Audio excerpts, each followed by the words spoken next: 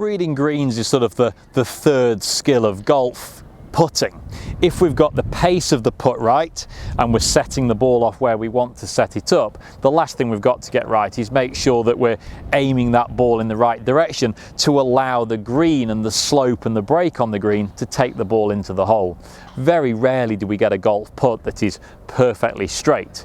If we do, that's a nice occasion, but often golf putts, if we hit them straight, will miss because the surface of the green is not flat and smooth.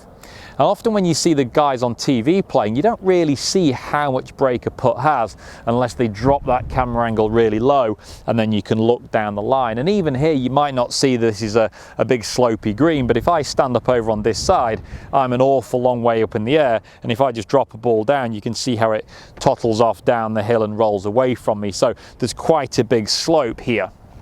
Now, if I'm aiming this ball towards the hole and I hit it straight, it's got very little chance of going in, and I could get quite frustrated with my putting because every time I hit a ball straight towards the hole, it keeps missing. And I could say, well, that's me making bad strokes, it's me not rolling the ball in my intended line, but actually that's not the case. It's purely that the surface is not going to hit the ball straight.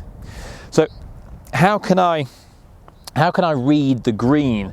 Now, you'll often see the guys on the TV, they walk around it, they stalk around it, they get down on the haunches, the caddy's laying flat on the surface, they're all trying to get a good view of the putt.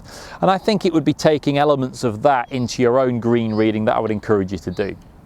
I'd start at this end by the ball, I'd have a good look, but then I'd actually go and do a lap. I'd walk down the low side, and I'm watching here, I'm looking here, but I'm also feeling with my feet. I'm feeling with my feet to feel which way the lie of the land goes. I'm then also looking for the wider contours around the green. On my green here, there's a big raise up over on this left-hand side that feeds onto the green. There might be the shelf off the back of a bunker that feeds into the green. It might be that the whole golf course is on a tilt, I don't know, down to the ocean or down to the river.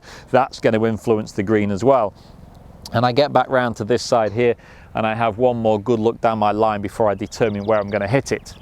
And the simplest and most effective tip I've ever found to explain this to people is imagine that you take a big bath full of water and you throw the bath full of water right onto the green surface, and you think, where does the water flow to? And the ball will flow the same way. So I know if I throw my bath full of water onto this green surface here, it will flow, it will flow down to me down here. So this is clearly where the water's going to flow. This is how the golf ball is going to break.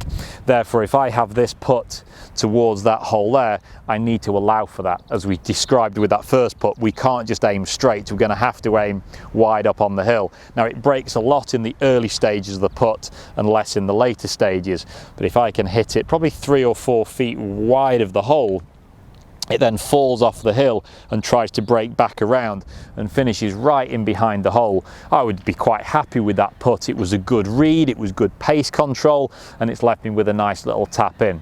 So next time you're on the golf course, make sure you're reading putts. Read them with the big 360 all the way around the putt if you get time to do that. Feeling with your feet, looking for the big undulations, and the last one was think about the bath full of water that lands on the green. Which way does the water flow? Because that's the way your putt is going to break.